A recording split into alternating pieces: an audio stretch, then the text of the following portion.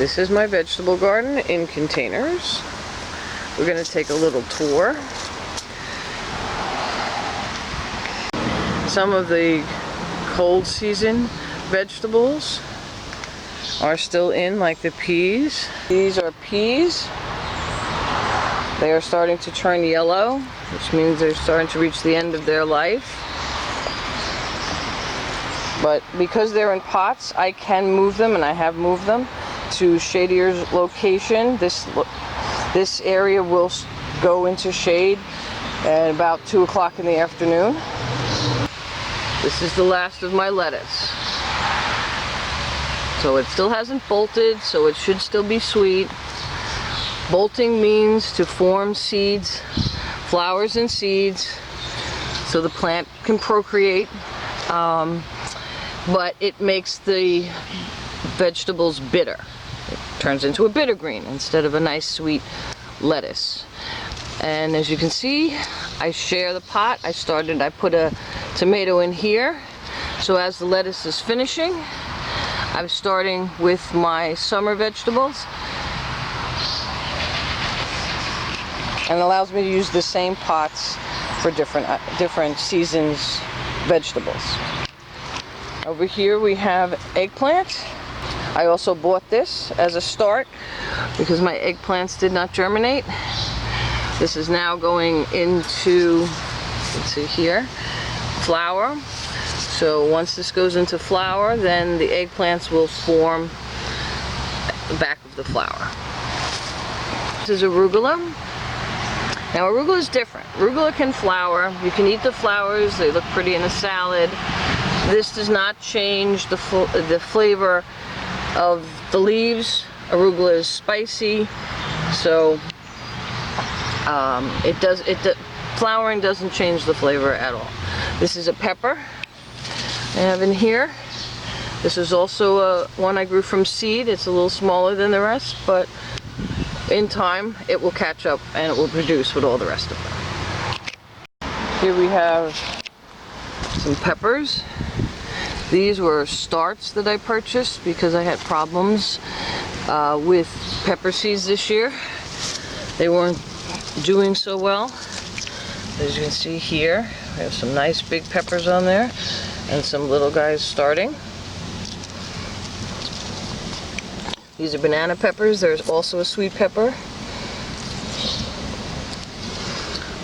You can see the size. They went in about a month ago. So they are a bit larger than some of the other things that went out in the middle of June. These are tomatoes. Doesn't matter how late you put out your tomato plants. They will just, as soon as it gets hot, they will shoot right up. They can grow almost a foot a day practically. Now they're flowering. Now this is the most important time. Another reason I grow them in pots is I can supply them with very good soil, which will hold a lot of moisture. It's very important when the tomatoes start to fruit that they get even watering. So don't let them dry out and then drown them, because that will cause cracking in the tomato fruits. Over here we have cucumbers. Now the first few flowers on the cucumbers are all male, so they're going to drop off without forming fruits. But here we have some female flowers starting here, and the cucumbers are behind them. So the blossom end, when they talk about blossom end rot or other things, it's this end, not the back end that's attached to the stem, this end of the fruit. It's easier to see on a cucumber. Here's some tomatoes I did grow from seed, but they're a little bit smaller. They'll catch up. Here's cucumbers. They're all making their fruits now. It's important with cucumbers, once they do start fruiting, is to check them every day. They will get huge overnight, and once they get too big, they're full of seeds, they'll start to yellow, they're not edible. This tomato here is a little different. This is a determinate tomato. This is going to put out all its fruit at once. So it's great for making a big pot of sauce or donating. to amber harvest for food banks, because it's going to put out a lot of fruit all at one time, and then the plant is finished. There's more tomatoes and more cucumbers. These are little gherkin cucumbers, so these would be harvested while they're still very small, and they're good for pickling. A little check on the blackberries. They're starting, they've been making their berries.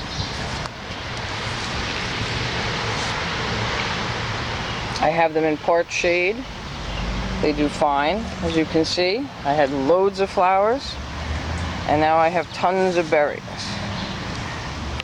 The trick will be getting the berries before the birds do. In this pot here we have herbs. We have some dill. This is a different type of basil. It's called boxwood basil. Also, we have lavender. And over here we have lemon verbena. Lemon verbena gets quite large, so you must harvest often if you want to keep it in a small pot. There's a great little drink you can make out of it. I make lemonade because I can't eat lemons, and this gives me a lemon flavored drink. Includes the tour of my vegetables and fruit in containers. Hope you've enjoyed this. See you next time. The lemon verbena, we've put it in a glass. We're going to get a pestle. We're just going to mull that up to release all the essential oils.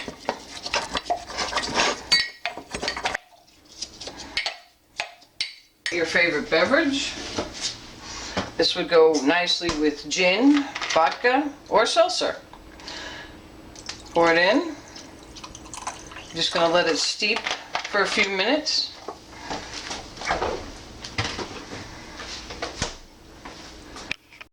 After it's done steeping, get a strainer, pour it in over some ice. If you want to sweeten up, a dash of honey, dash of agave, or a little powdered sugar. You have a nice refreshing drink after you come in from working in the garden.